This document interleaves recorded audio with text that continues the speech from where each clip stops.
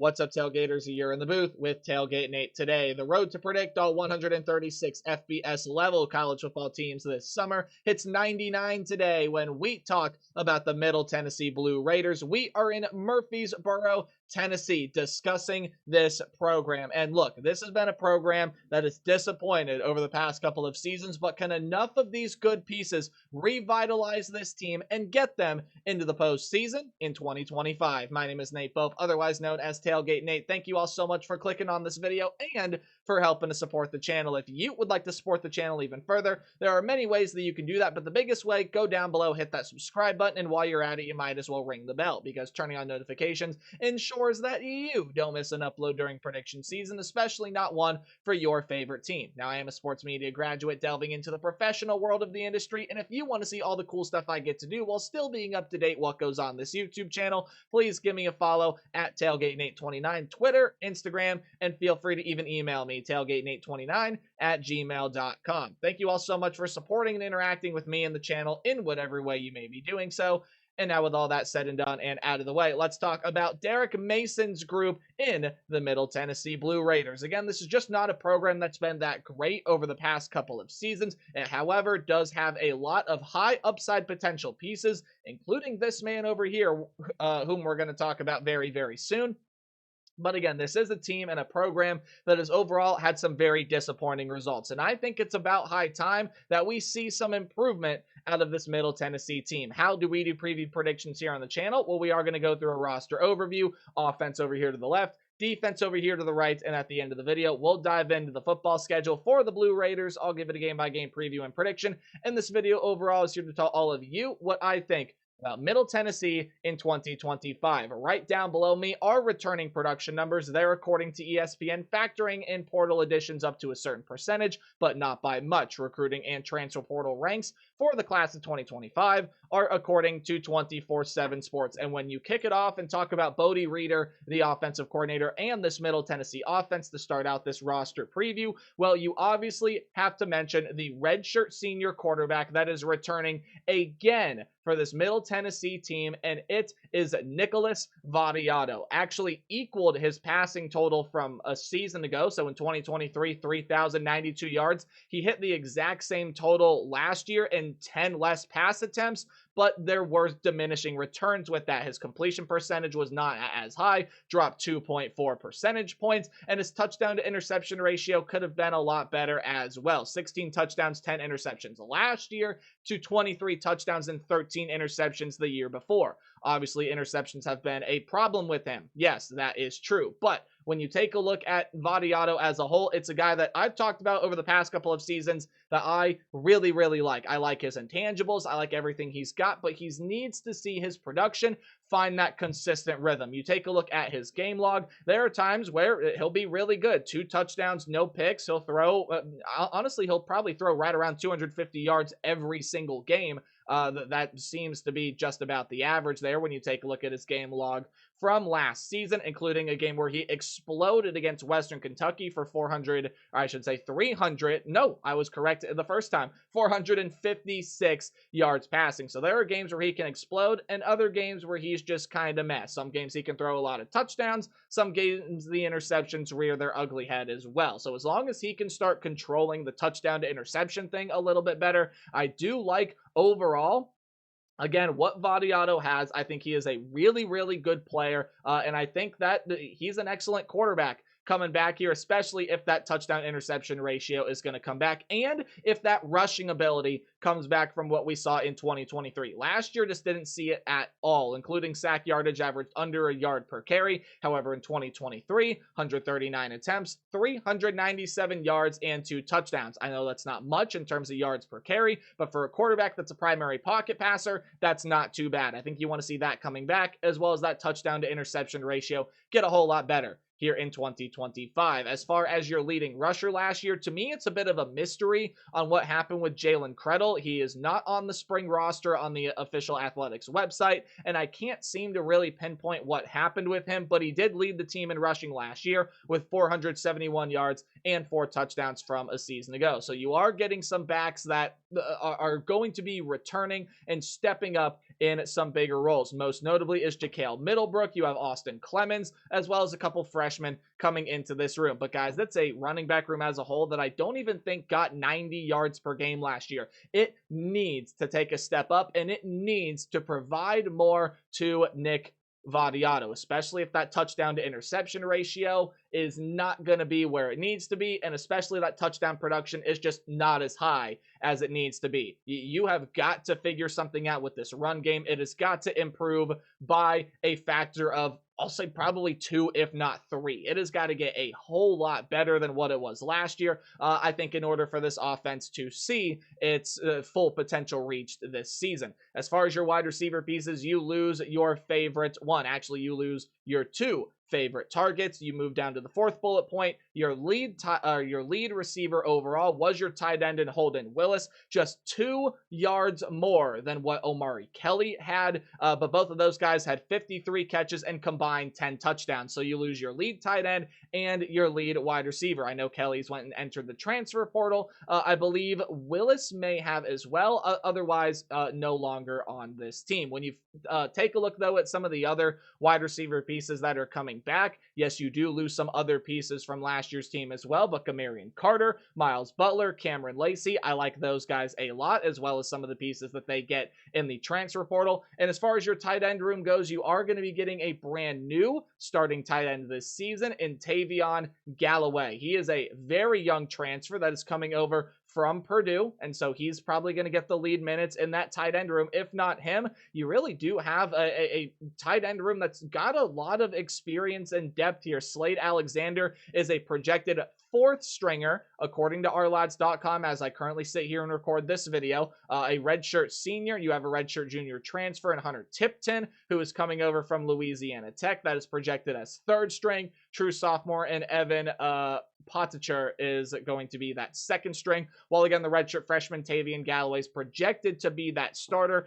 I think you can move a lot of guys around in this tight end room, and I still think you're going to see a really good unit as far as your wide receiver room. The 3 guys I mentioned first, Lacey, Carter, Butler, probably going to be your main 3 options in that room. As far as your offensive line goes, 30 sacks allowed last season. That has got to be able to get better. Changes are going to be expected and made on this offensive front, especially from the right side on. But you do have a really experienced left guard in Ellis Adams, a graduate student that does come back and transfers down the line again on that right-hand side, including your center there as well. And a ton of guys transfer in to battle it out for that starting center spot. So you're going to see a lot of overturn on the offensive front, but I do think those portal pieces are going to be able to help you out nicely. So to recap what we've talked about with this offense, as long as Nick Vadiato I think he's got to resurface that rushing ability this season. Again, it's not going to be much, but it does really help this offense, especially when the rushing attack was as bad as it was last year. Speaking of which, that has just got to get better this year at the very minimum. 100 yards per game, and you want it a lot higher than that. It has got to be able to help out Nick Vadiato and this offense, and there are some questions to me as to whether it's going to do that or not. As far as the wide receiver room, you lose your 2 biggest pieces, but I still think the talent is still there, and as long as you got that guy, number 11 at quarterback, I think the passing offense is going to be just fine, but it's up to the offensive line and the run game to overall take a step forward. Your defensive coordinator is Brian Stewart as we dive on into the Middle Tennessee Blue Raider defense now in 2025. Aggressiveness, I think, is going to be a big key for this defensive unit. You have got to find ways to be more disruptive. You had only 20 sacks last year and forced just 10 turnovers. Now, the secondary with 36 passes defended, okay, that's not too bad. But you got to create those game-changing plays, which are sacks, tackles for loss even, which that wasn't even that great of a category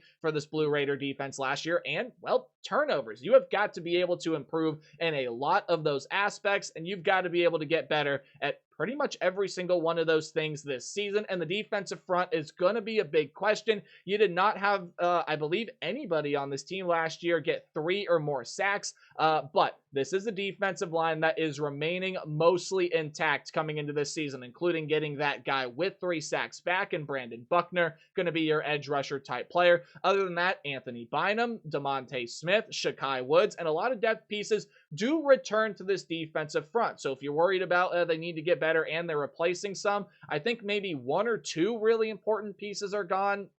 But other than that, you're going to return the majority of the production that you saw out of this defensive line room from a season ago. So there is a lot of reason and optimism to believe that some of that pass rushing ability and aggressiveness is going to get better this season. As far as your linebacking unit, well, you do see a lot of depth that is going to leave that room. However, your lead man in Parker Hughes is coming back. The redshirt senior linebacker a season ago was the team's second leading tackler, 69 tackles last season, did force a fumble there as well.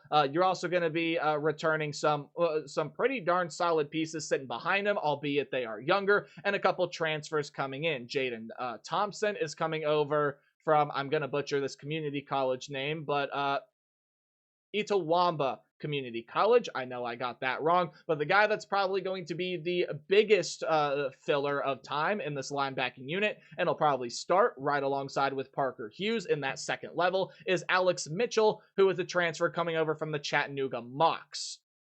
That's another university within Tennessee as well. I think that's a really good transfer. He was a good player for the Mocs last year. I think you get a good one there in the linebacker room. As far as your defensive backfield, your leading tackler in Xavier Williams has transferred off to Cincinnati. No, that is not the Bengals in the NFL. I would have told you if it was. That is the Cincinnati Bearcats. He's going to go play in the Big 12 with Scott Satterfield. Again, leading tackler, 75 tackles, did have an interception last season as well. Other than that, you do get some more pieces leaving, but there are a lot of good returners left, such as the names that follow. John Housey had 2 interceptions a season ago. That was the team lead. Again, he only had 5 interceptions on the team last year, so Housey did have 2 of those, and I recognize it could be House there as well, so I apologize for mispronunciations. More experienced players like Abdul Muhammad, you get Brendan Harris, and some really experienced transfers like Jawan Gaston, and to me, most notably, Jordan Chestnut, who's coming in from Central State, who was a stud over there with that program. I understand, yes, you can say Gaston, probably the most notable transfer coming in there as well, to play nickel. I think both of them are going to play some really experienced, or I should say both of them are going to play some really big roles as experienced players this season, and more really experienced depth like De'Aaron McDonald and more transfers are going to be coming back to this team as well. So you overall do see a pretty good deep defensive unit. Maybe you have a little bit of questions about the depth in the linebacking room just because it is going to be pretty young this year, but most of your defensive line production comes back. A lot of your secondary production returns, and with the transfers you brought in defensively, I think a lot of those pieces are going to fit in really well, especially Alex Mitchell fitting in at that Mike linebacker position. As far as your special teams report, well, the room is going to be all new. You have a freshman place kicker in Balin Woodman, as well as a transfer punter in Ashton Logan. Those are the guys that are expected to take over. And that should say freshman kicker, not punter. That is my mistake. I'm going to move on from it, so I'm not going to correct it here. But just know it is a freshman kicker, not punter. So there's a typo there, and I do apologize for it. So, when you're looking at this Middle Tennessee team as a whole, again, they have disappointed a lot over the past couple of seasons.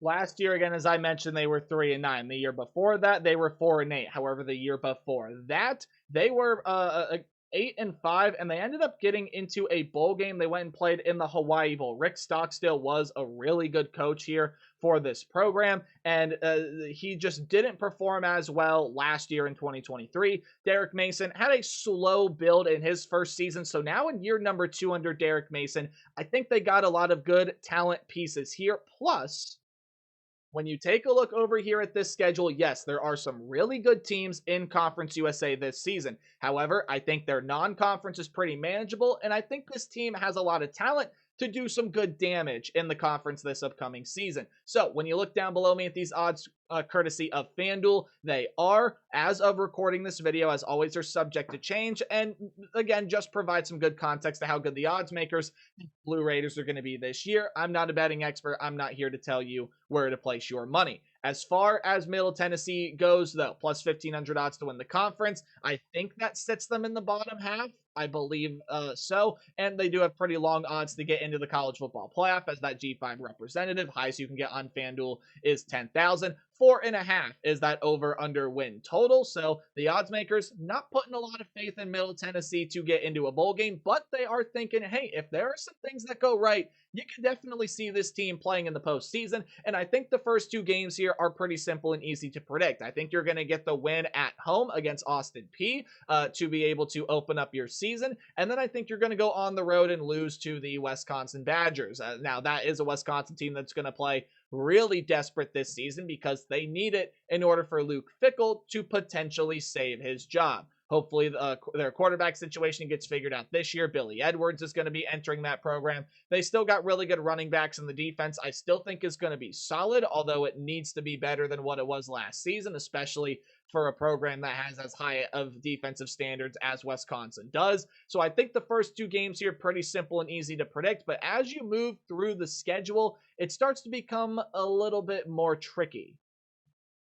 So now let's go ahead and talk about these next two upcoming non-conference games. You start out with the road game against Nevada. Now, this, I think, is going to be a very telling game because if Middle Tennessee loses this game to Nevada for, guys, which all intents and purposes they should win, Nevada very much so in a position that Middle Tennessee was in last year, just sort of building up in Nevada, except of being there for 1 year. Nevada's been there for quite some years. Now, I do think Jeff Cho is a nice head coach, got brought in last year, and I think we'll start to build that foundation as time progresses on, but I still think this is a Nevada team trying to find their identity, trying to find out what is going to work, trying to get the right pieces into that program, and I don't think they're going to be one of the better sides. I think they're going to be one of the worst sides in the Mountain West Conference this year. And again, I like some of the offensive firepower Middle Tennessee has got to be able to take advantage of this Nevada defense, as well as I don't think Nevada has the offensive pieces with Chubba Purdy at quarterback.